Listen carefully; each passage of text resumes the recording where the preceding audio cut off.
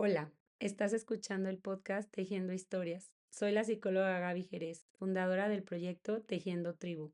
Este podcast es un espacio para mirar hacia adentro, para comprender nuestro pasado y transformar nuestro presente.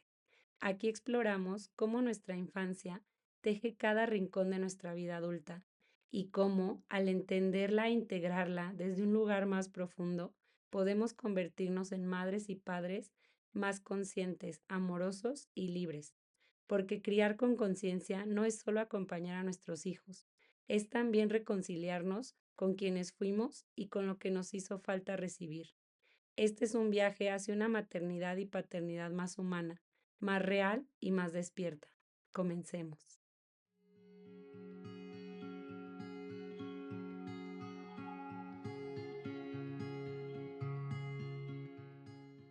Hola a todas, ¿cómo están? Espero que estén muy bien. Yo aquí intentando grabar este episodio porque, como algunas ya lo han notado, ha sido muy difícil que suba un episodio nuevo. Justo hoy que dije, ya, hoy quiero volver a grabar, escucho ahí a uno de mis pequeños llorando y es como una locura, ¿no? Me encanta ser sincera con ustedes porque es súper complicado. Justo el episodio que les traigo hoy es más personal, bueno, aprovechando la parte en la que estamos de los mecanismos infantiles, pero mezclándoselos un poco con mi vida. ¿Por qué decidí hacerlo así? Justo por esta ausencia que tomé de 2 meses o más, no lo sé, pero por lo difícil que ha sido para mí seguir grabando episodios y dije de qué tema hablo y estuve como una semana rondándolo, sigo con los mecanismos, hablo de un personaje, ya ven que me voy así como turnando un poco, pero dije, ok, creo que primero está padre explicar qué ha pasado, no en el sentido de justificación, sino más porque muchas veces idealizamos a los terapeutas o a los que intentamos traerles estas informaciones. Sin embargo, pues vivimos las mismas cuestiones que todos los demás, ¿no? Y entonces se me ocurrió este tema de la competencia como mecanismo infantil por lo que les voy a ir contando. Pero quiero empezar con esta parte de la ausencia, ¿no? De pronto, pues los que estamos en México, pues fueron como 2 meses y medio de vacaciones y era una locura luchar contra poder darme una chance porque pues todos los episodios primero los aterrizo un poco, bueno, los pongo en mi mente, le doy vueltas, luego los aterrizo, ¿no? Cómo lo quiero llevar, ya luego me dejo fluir, pero pues es grabar, editar y pues toda la chamba la hago yo misma. Entonces, era una locura y decidí soltarlo, saber en qué momento estoy, saben que son vacaciones, ya pasarán, ¿no? Le bajé mucho también a pacientes, no los dejé por completo, algunas semanas sí, algunas otras, pues ahí me lo campechaneaba con algunos cursos de verano, pero la verdad, pues no quería, no quiero ser esa mamá que solo se va a ir hacia el trabajo, trabajo, trabajo, porque puedo, quizá lo hablo desde de un lugar de privilegio, ¿no? Puedo yo misma como que gestionar mis tiempos, pero también es muy fácil que esto me gane porque amo hacerlo, entonces decidí no. Y después entró mi hijo pequeño al kinder y ha sido una locura, o sea, esta transición le ha costado mucho.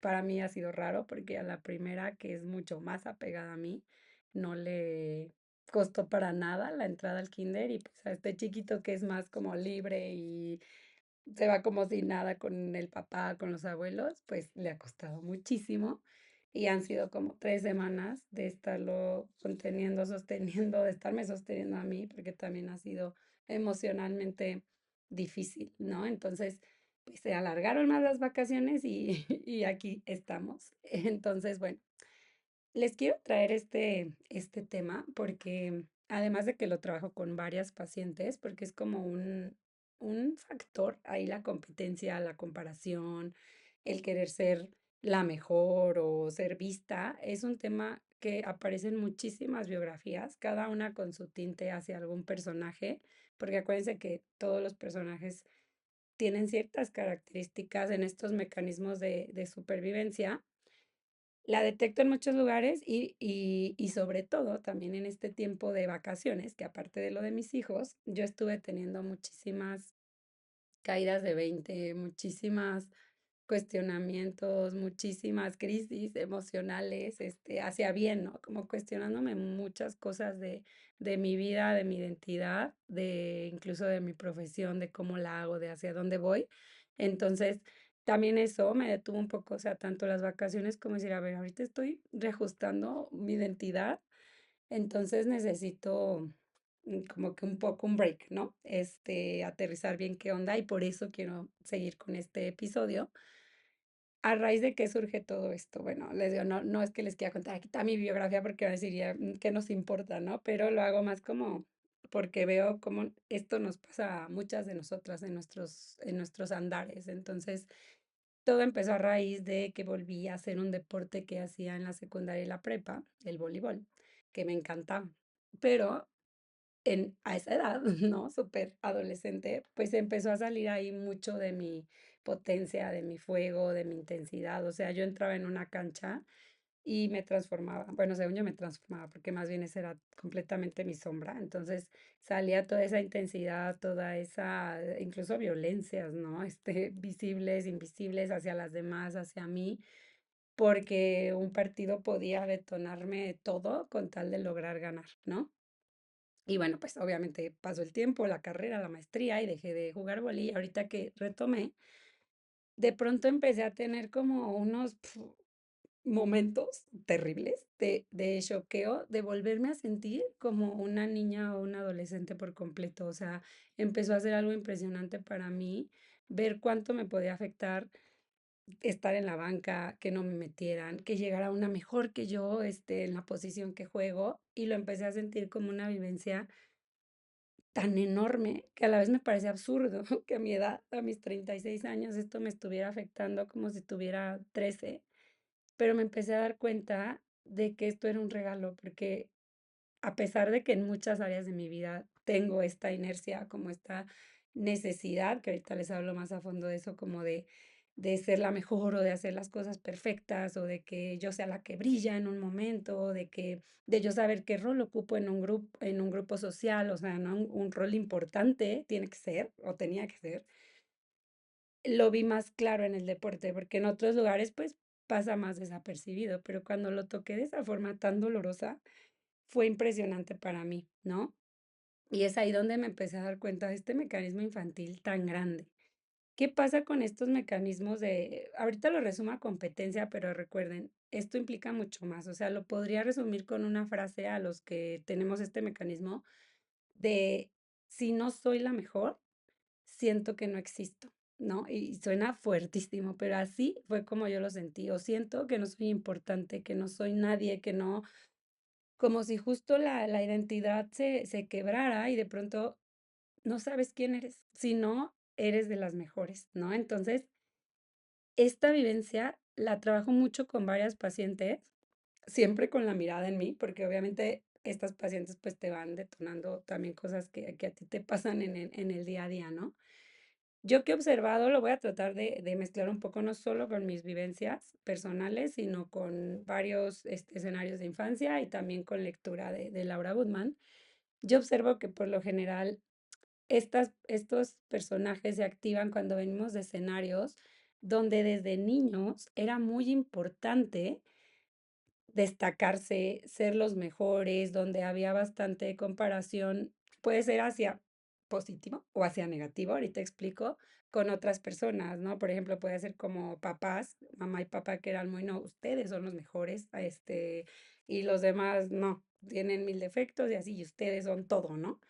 O al revés, también comparación como muy, oye, no es posible que fulanita ve, es súper inteligente y tú no, o sea, comparación que no quiere decir que una sea buena o mala, ¿no? Sino me refiero a positiva o negativa dependiendo hacia dónde va, pero es comparación y empieza a causar en el cerebro, pues, ¿no? Un software a codificarlo de, ok, yo tengo que ser la mejor, porque para papás eso es sumamente importante, ¿no? El lugar que yo ocupo en esta familia tiene que ser destacable y tiene que ser bueno, ¿no? Entonces, eso es como muy resumido, porque hay muchísimos factores más en estos escenarios de infancia, ¿no? También suele haber bastante caos, suele haber violencias visibles e invisibles, suele haber, ¿en qué sentido violencias visibles e invisibles? Como en esta carga, ¿no? De si no eres la mejor o algo pasa, pues va a haber sentimientos malos, negativos de papás, ¿no? De decepción o de presión o de castigos o de regaños o de ley del hielo, porque aquí es el valor más importante, ¿no? Entonces, acuérdense que siempre que pasa para el niño o la niña es muy importante la lealtad a papás, el lograr su amor, ¿no? Entonces, el demostrarle que esto es cierto. Va pasando el tiempo y vas construyendo una identidad basada en ser el mejor. Y eso es súper pesado porque en la parte social, en la adolescencia, yo detecto que hay muchísimo sufrimiento, muchísimo, porque nunca vas a ser el mejor. No, y quizá me estoy adelantando porque eso ya fue mi crisis en ahorita a mis 36, pero jamás nadie va a ser el mejor en algo, porque es como incluso absurdo. Incluso los sistemas educativos tradicionales incitan mucho a esta parte, ¿no? A los cuadros de honor, el trofeo, el deportista destacado, el no sé qué, el no sé cuánto, y se va generando tanto sufrimiento porque al final es una lucha absurda por intentar ser visto por los demás, por intentar creer que por eso tienes valor. Entonces, el sufrimiento es clave en esta parte e incluso vamos viendo cómo en estos escenarios al pasar a la adolescencia y en la adolescencia la persona se vuelve como, o sea, como que hay mucho dolor dentro de ella, ¿no? O sea, entonces, mucha comparación y de ahí se va gestando como que todas sus decisiones se van tornando hacia este deseo, esta necesidad de ser la mejor en algo. Muchas veces ahí es donde hay un rompimiento con el ser esencial, porque no vamos a elegir desde el ser esencial, porque ese ya quedó así como anulado, o sea, ya llegó esta identidad donde tengo que ser arrasadora, donde tengo que ser potente, donde tengo que lograr muchísimas cosas, donde voy detectando que lo logro, ¿no? Entonces va a haber quienes peleen todas las batallas y si puedo en todo, pero va a haber quien se aferre a las calificaciones, al deporte, al físico, ¿no? Y muchas veces por eso les digo, sí es en casi todo, o sea, que tienes que lograrlo, ¿no? Es muchísima presión. Y estas decisiones pues se van basando en eso y la identidad se va construyendo cada vez capa tras capa tras capa de un lugar del ego bastante falso y bastante equivocado por el mismo escenario de infancia, ¿no? ¿Qué pasa? Que yo siento que de pronto llega la adultez y viene un quiebre, porque todo empieza a perder mucho sentido, ¿no? Porque físicamente empiezas a envejecer, porque ya no eres tan hábil en algunos deportes, puede, ¿no? Puede que tú sigas así con tu personaje más tiempo, empiezan a haber muchos quiebres en la vida que te van mostrando, uno, que ni siquiera es lo más importante, pero es muy doloroso no serlo. Y dos, pues que no eres el mejor en todo y no lo vas a hacer, quizá. Y si lo eres, solo perpetúa un poco más el personaje, ¿no? Entonces, ¿por qué se vuelve un mecanismo infantil? Porque de pronto, aunque seamos adultos, seguimos con esta inercia y esta necesidad de serlo. Entonces, todo se va convirtiendo en parte de la competencia. La parte social se vuelve sumamente difícil porque cuando de pronto sientes que llega alguien que puede ganarte en algo, empiezas a revivir este escenario de infancia, este como infierno, esta necesidad de lograrlo, porque si no se quiebra algo en tu identidad, es donde viene una crisis muy importante y creo que donde hay una oportunidad muy grande para estos personajes de empezar a desandarlo. Les digo, ahorita les hablé un poco general, lo vuelvo a unir como a mi experiencia, que fue cuando les digo este quiebre que sentí en esos partidos de vóley y dije, wow, o sea, esto es enorme y necesito tocarlo, verlo, acariciarlo, abrazarlo, porque en verdad era mucho dolor, ¿no? Y yo sabía que no era un dolor de esta edad, porque a esta edad yo, digo, hablo como bien viejita, ¿no? No me refiero a eso, sino a que ya he vivido tantas cosas tan fuertes, tan significativas, tan importantes. Soy mamá de dos niños, estoy casada, he tenido problemas terribles en mi vida, he tenido cosas hermosas en mi vida, mi profesión está en el punto que más amo, o sea, tantas cosas que porque un partido de boli podía destruirme, ¿no? Y es ahí donde tomé una decisión que es hacia donde quiero como los voy a ir encaminando después, por eso me faltan muchísimas cosas con ustedes en estos episodios, pero lo que les he hablado mucho de incluso la meditación y el tema de reconstruir nuestra identidad, ¿en qué sentido? Yo ahí me di cuenta, yo ya no quiero ser esta persona, o sea, ser esta persona con esta identidad que tiene todo basado en logros o en intentar de verdad demostrar que, wow, lo hice increíble, wow, es la que entra, wow, es la que hace millones de cosas. Dije, estoy cansadísima, o sea, yo ya no puedo, es demasiado, ¿no? Entonces, y ahí dije, bueno, pero si no soy eso, ¿quién soy? ¿No? Si no soy esta persona que les hace episodios y que está luchando por tener más seguidores para, estoy medio dramatizando, ¿no? Y entonces logra esto y también con sus hijos y también va al gimnasio y también, o sea, ¿quién soy? O sea, o desde dónde he hecho esto, porque no es que quiera aventar todo por la borda, ¿no? Amo lo que hago, lo voy a seguir haciendo, pero fue a donde me cuestioné, ¿desde dónde lo he hecho? Y la verdad es que mi profesión yo creo que es lo que menos he hecho desde este lugar, o sea, es donde más siento mi ser esencial y me encanta, pero sí hay muchos otros lugares donde está a tope el personaje y es ahí donde digo, bueno, entonces ahí qué se hace, ¿no? Y bueno, es aquí donde tuve varias, voy adquiriendo a través de mi experiencia, de mis pacientes, ninguna persona es igual, no a todos les podemos llevar por el mismo lugar a iniciar el cambio, pero sí sé que el primer paso viene el quiebre hablo del quiebre de la identidad, pero es un poco el quiebre del personaje, ¿no? Porque esa identidad se construyó por ese mecanismo de supervivencia y la identidad la podemos moldear y podemos cambiar y no es nada fácil porque hay que arrancar de raíz muchas vivencias, emociones a las que estamos anclados, pero ya de ahí viene un camino muy al estilo de cada persona. A mí en este punto me empezó a ayudar muchísimo la meditación el ver mis pensamientos como un observador, el ver por qué me pasaban todas estas creencias, estas cosas sin juicio, ¿no? Empezar a ver qué me causaban emocionalmente en mi cuerpo, porque algo que detecté es que muchas veces no es racional, no es como algo en el cerebro, o sea, muchas veces es el cuerpo, o sea, mi cerebro podía decir, Gaby, no pasa nada si estás en la banca, pero mi cuerpo latía a mil por hora el corazón, me quería tronar los dedos, me quería ir, o sea, entonces, empezar como también a ver la parte de lo que detona emocional y corporalmente ayuda muchísimo.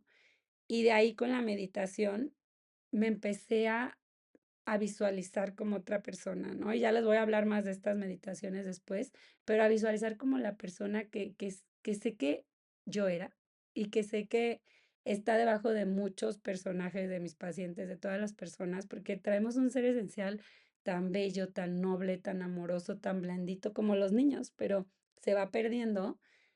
Volver a conectar con esta parte, recuperarla y visualizar esa identidad que quiero de calma, de cero competencia, de aceptación, donde no sentir que mi valor está en logros o en lo que los demás ven, ¿no? Sino ahí está, ahí existe y en verdad sentirlo, porque suena muy bonito, espiritual, pero que en verdad pase, creo que es complicado, ¿no? Entonces, yo lo viví mucho por ahí, incluso empecé a hilar bastantes experiencias espirituales y psicológicas que he tenido a lo largo de mi vida y fue muy fuerte, ¿no? Y les regaló una así súper breve, fue enorme, pero en una sesión de rapé que hice, luego les cuento que es el rapé, pero es bastante espiritual, tuve como en una meditación un mensaje, ¿no? Que yo estaba viendo un budita que tengo en mi terreno, ahí fue la ceremonia, y en eso dije, quiero ser como Buda. Yo decía, quiero ser como Buda. O sea, lo veía así como tan sereno, como con sus manos dando su sonrisa, sus ojos cerrados. Y me llegó ese mensaje de, tú eres Buda. O sea, y a qué voy, no es como una locura acá, ¿no? Sino que todos tenemos esa capacidad, esa serenidad, ese temple, pero nos hemos construido estas identidades por nuestros escenarios de infancia. Entonces, cuando viví ese mensaje fue hace más meses, pero luego me empezó a pasar esto y le empecé a hilar con eso que yo quiero ser y que quiero transmitir a los demás. Y no quiere decir que todos los que tengan estos personajes o estos mecanismos infantiles basados mucho en la competencia tengan que llegar a este punto. Cada uno va encontrando quién quiere ser o hacia dónde lo quiere encaminar, pero se trata de reconstruir nuestra identidad y volver a tocar el ser esencial. Entonces, bueno, hoy quería dejarles este episodio para volver a inspirarme a que continuemos con nuestros temas. Quien se haya sentido identificada o cualquier cosa, saben que pueden escribirme siempre. Y aquí seguimos. A ver si ya logro subir episodios cada 15 como estábamos antes. Si no, pues ya, dejemos fluir. Y aquí saben que yo seguiré subiendo con las semanitas. Les mando un abrazo. Cuídense mucho.